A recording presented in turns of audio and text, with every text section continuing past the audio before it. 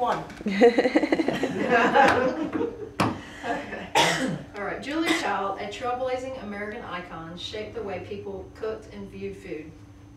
Her philosophy of eating in moderation, small helpings, sample a little bit of everything, these are the secrets of happiness and good health, encouraged her faithful followers to try new foods and cooking techniques.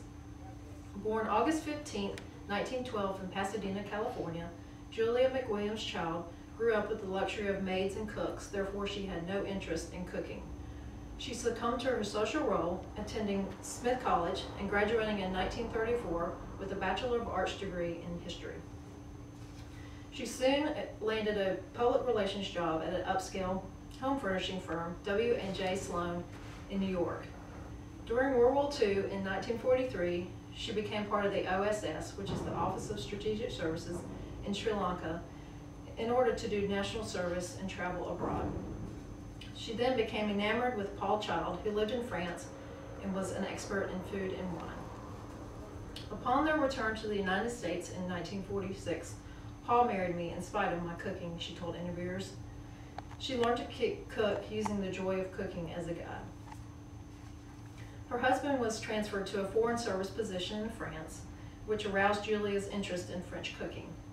That geographical move led to a revolution in American cooking. She was 37 years old when she enrolled in Le Cordon Bleu, and she corrects the assumption that she was the first woman to graduate. There were other women at the school, but I was more serious. She spent several years traveling in France, Germany, and Norway and perfecting countless recipes. And in 1961, she and Paul moved back to Cambridge, Massachusetts, and bought a house. It was then that she published her first cookbook, Mastering the Art of French Cooking, along with two French women, Simone Beck and Louisette Berthold.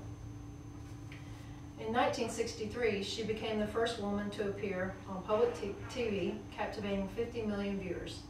I loved it, she said. Being an actress was great fun. It was much easier than running a cookbook, which is hard work, very detailed. Even though she didn't know much about cooking until she was in her late 30s, her show, The French Chef, made her a household name.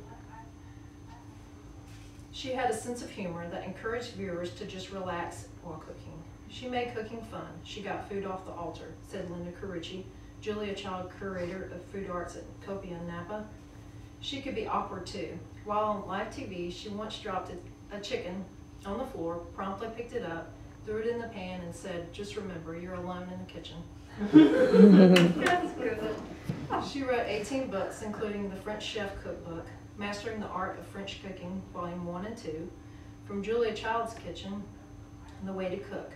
Her TV shows included The French Chef, Julia Child and Company, Dinner at Julia's, and Baking with Julia, just to name a few. She was always asked by countless people how she kept so fit despite her dislike of diets and her love of butter. She summarized her personal plan, which included small helpings of everything, no seconds, and no snacking, but drinking a modest amount of good wine. In an interview one time, she was asked what she would order if she knew it would be her last meal. She didn't blink. Cracked crab, oysters, something but duck, asparagus, whether it was in season or not, chocolate for dessert, and a bottle of wine with every course. In 2001, the bulk of her kitchen, measuring 20 by 14 feet, was donated to the National Museum of American History. It was all assembled according to its exact placement in Julia's kitchen. The museum collected about 1,200 individual pieces. The layout of her original kitchen was determined by Paul and Julia. Among the unique features were maple countertops, which were a few inches higher to accommodate Julia's 6'2" height. The pots, pans, skillets, utensils were all hung on pegboard-covered walls, which Paul had outlined in black marker, making it easier to put things away. In regards to the donation to the museum, Julia said, "They removed everything and then reconstructed the kitchen. It was exactly my kitchen, stove, pans, walls, and cabinets, except the floor was cleaner." Susan Finnegar, a celebrity chef and restaurant owner, commented on how Julia Child's impact on a generation of cooks had been extraordinary. She showed us the role of meals and cooking in a whole different light, as a way to bring people together. Sharing of food is sharing one's culture in a deep way. Julia Child, who died August 13, 2004, just 2 days shy of her 92nd birthday, has inspired many people around the globe, from famous chefs to novice homemakers. Her advice spans generations and backgrounds and is an important piece we can take with us anywhere. In her own words, Julia said, "The measure of achievement is not winning awards. It's doing something that you appreciate, something you believe is worthwhile."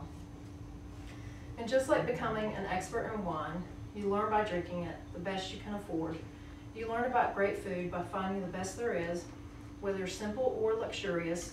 Then you savor it, analyze it, and discuss it with your companions, and you compare it with other experiences.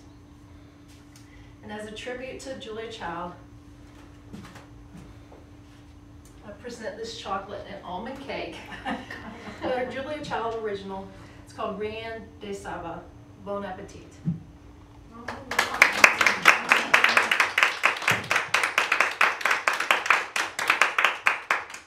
I didn't know she was 6'2". Yeah.